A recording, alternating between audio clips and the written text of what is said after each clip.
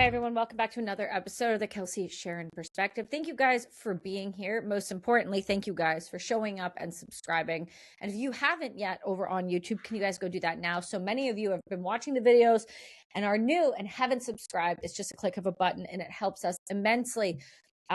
Before we get into today's topic, which is crazy, this happened yesterday, we wanted to get on top of this so you guys could hear it from us right around the same time you're kind of hearing it from everybody else, but maybe my perspective.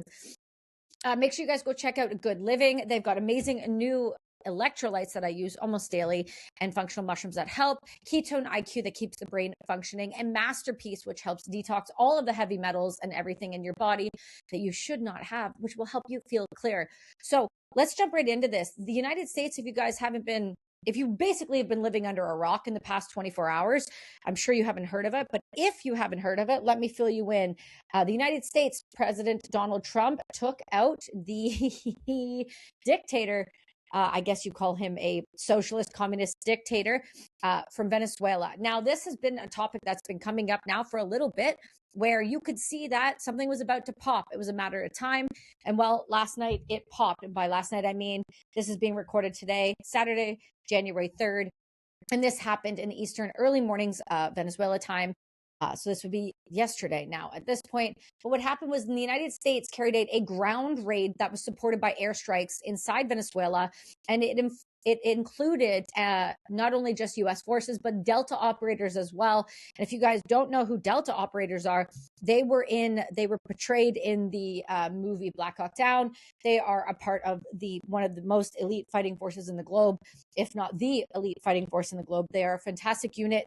I know a few guys from those Delta guys, and I got to tell you, if they did it, this was not a one-off. This has been planned for a hot minute if Delta was involved. Now, they removed the Venezuelan president, Nicolás Maduro, and his wife from the country. Now, there's a lot to be said about both of these people, but let's just go through exactly what happened. President Donald Trump confirmed the operation publicly and stated that the United States intended to run Venezuela during a transition period, explicitly including control over the country's oil sector. Now, again, a lot of you are saying this was not just about the people or just about freedoms. This was very clearly about control over the oil sector.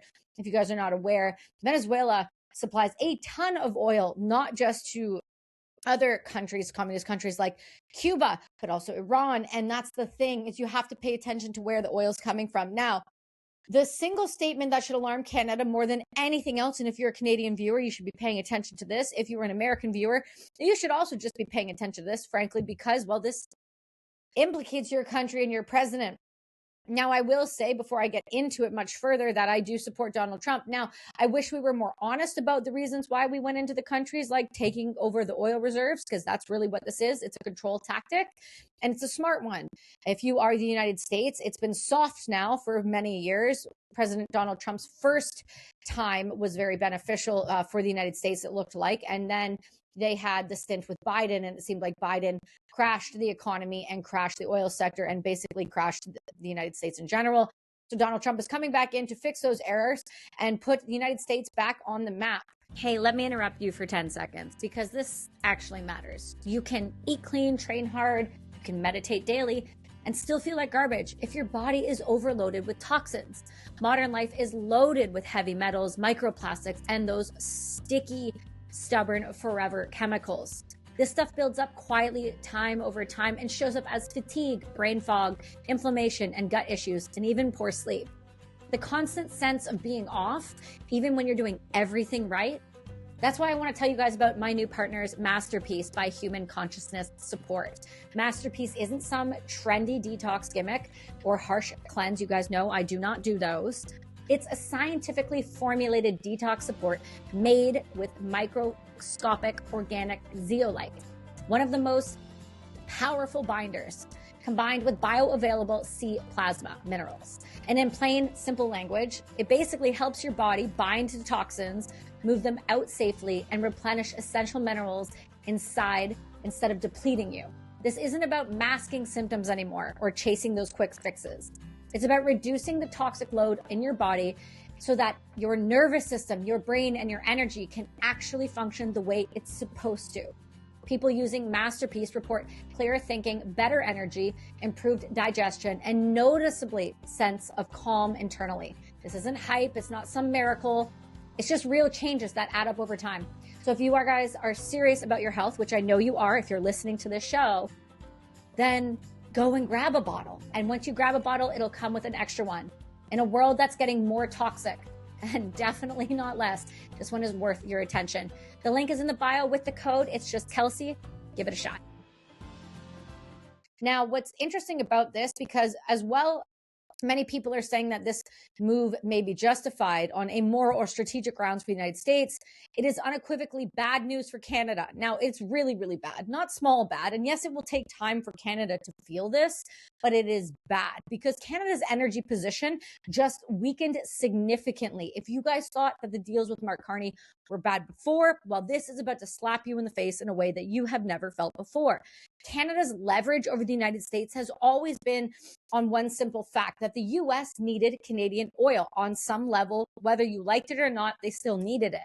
Canada has become Washington's largest and most reliable foreign energy supplier, not because it was cheap, fast, or efficient, but because the alternatives were unstable, they were sanctioned, or they were politically toxic. Now, Venezuela was one of those alternatives, and it isn't anymore.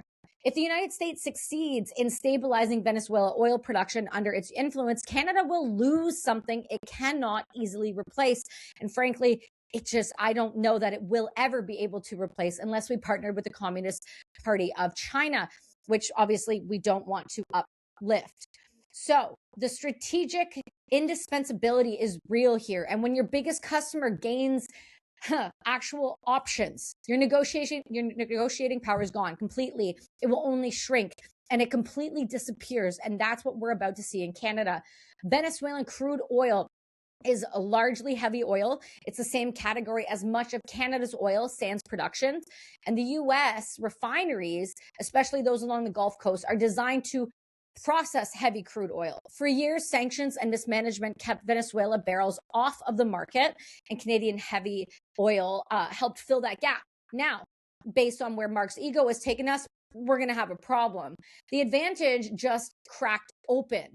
If Venezuela supply re-enters the global markets under U.S. oversight, Canadian oil will face more competition, downward pressure on prices, and wider discounts for heavy crude, and reducing urgency for the new Canadian infrastructure. Urgency that Mark Carney refuses to see was needed from the start. We needed a pipeline. We needed real options to export, and now we do not have those based on where Venezuela is at if the United States takes hold. Canada's oil is already far more expensive to extract and transport. It's already burdened by regulatory delays, pipeline bottlenecks, and political hostility at home. We know that. Now it faces a rival with a larger reserve, lower production costs, and shorter shipping routes to the United States, now that will be U.S. strategically backed. That is a huge problem for Canada. And it's not a fair fight, doesn't even begin to become one. But the Liberals put us in this position, and the only people they have to blame is themselves for this. This one is massive because Ottawa has officially zero, and I mean zero, cards left to play. Canada's response options are beyond limited, and that is the real problem. Now, most people can say, yes, and I posted the Substack. A lot of people have been commenting and saying, okay, that's all good and well, but what happens to China? China's going to need oil. For sure, they are, but it can't be coming from us. They're going to become heavily reliant on Russia and Iran. The United States right now already having a lot of issues with Iran. As you can see, so many different influencers are coming out saying we should be standing up against Iran. I really caution those influencers to understand what they're saying, because if they wanted to pay attention to things that are happening in Iran, you should probably stop allowing the Iran-backed influencers into Canada to live off our taxpayer dollars. So before you start barking at another country, I highly suggest those Canadian influencers maybe suggest taking the Iranian officials out of Canada before you start targeting Iran in itself. That's not to stick up for Iran. I don't like Iran at all, but I am saying, instead of like just knocking on someone else's door and saying their house is a mess, maybe we get ours in order first. Hey, everyone. One of the things that keeps coming up on the show and people are asking is, how am I able to do it all? And again, how many high functioning people are actually running on survival chemistry. They're productive and they're driven and they're getting things done, but their nervous systems are cooked. And most of us, well, we're taught to push harder when the answer is actually how to fuel better.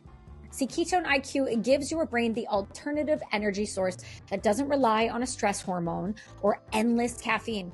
It's steady, it's clean, and it doesn't hijack your nervous system.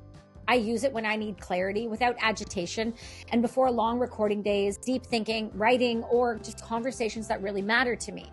This isn't about grinding more or the hustle culture. It's about performing without quietly burning yourself out. And if that resonates with you the same way it did with me over 2 years ago now, then Ketone IQ is worth trying. The link is in the show notes. The code is Kelsi. Go give them a shot today. Hey everyone, there was a point when I realized I wasn't burnt out. I was just depleted. Not emotionally, not physically. I was just training and working and thinking constantly, writing for this show, and replacing it all with caffeine and grit. And what changed things for me was fixing the basics. Great hydration, real minerals, and support for my nervous system instead of the constant stimulus. Good Livin's electrolyte mix covers all of what most brands and people are missing, whether it's creatine, cordyceps, sea salt, potassium, magnesium, and thankfully, no added sugar, in ratios that actually make sense for the body. And their functional mushrooms help with focus and stress without flipping your nervous system into fight or flight. It's not exciting, it's effective. I don't use wellness products, but Good Livin' earned a spot in my daily stack, and I will never live without it again. If you want to feel more stable instead of more hyped, well, the link is in the show notes. Give them a shot. I promise you won't regret it.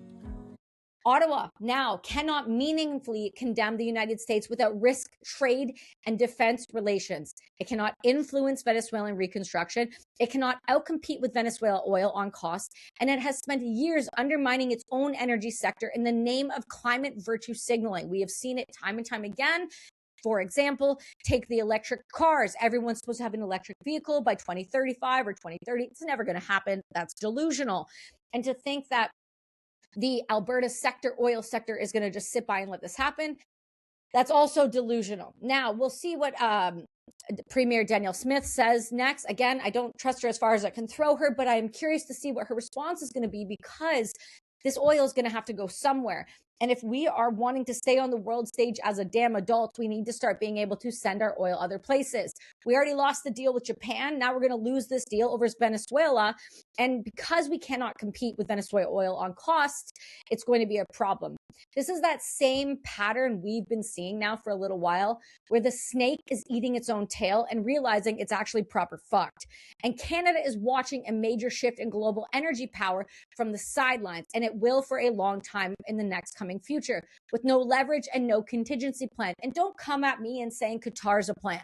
Qatar's not a plan. It's not a long-term strategy for anybody. And this is going to be a cost that is going to be a huge mistake.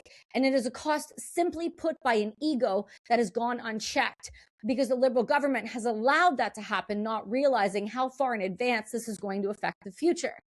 Canada likes to tell itself that it's being stable, ethical, and predictable and guarantees some sort of relevance on the world stage, but it doesn't. That's a great example last year when Mark Carney wasn't invited to several different major table meetings and instead was replaced with a plant.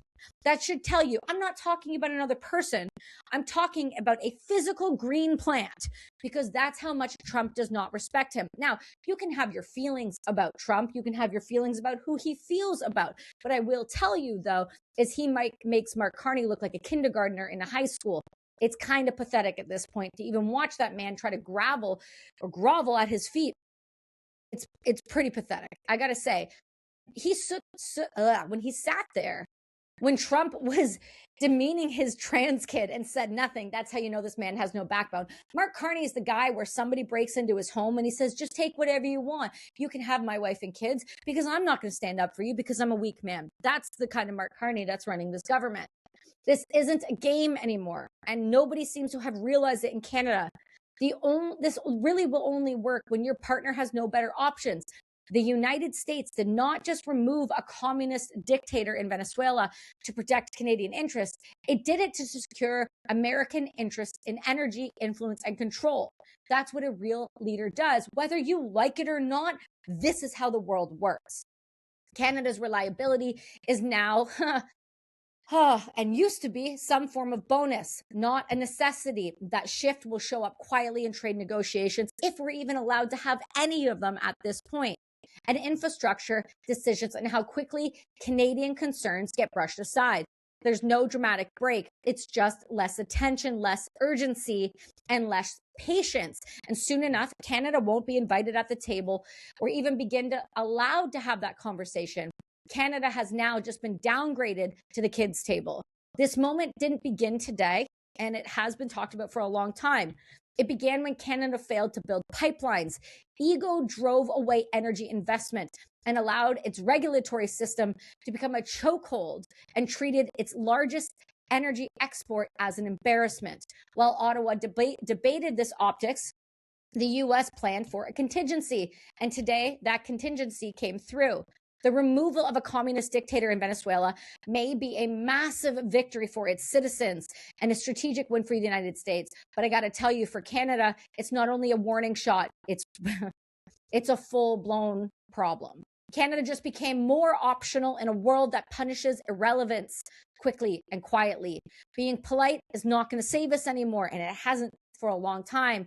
Being virtuous won't save us at all. Only being necessary ever did. And today, Canada no longer became necessary on the world stage in the global economy around our energy sector. This one is insane. And if we think that this is not going to get worse for us, it might take a few months for us to feel it. But I promise you it's coming. And we have nobody to blame but Mark Carney. I hope you guys like this one. I'm going to go over and record another one on Venezuela. It's also going to drop on Tuesday. You have another episode dropping with us tomorrow. And this week we're dropping 5. Why? Because there's so much going on and you need to know from a real source who understands what's going on. And you need to understand that we are here to help give you guys that. So go subscribe over. If you can, share the content. It's the most easy, free way to do so. It doesn't cost you anything. And if you guys are interested in your health and feeling better and well, make sure to go to check out all of the sponsors, the links in the bio. I'll see you guys tomorrow.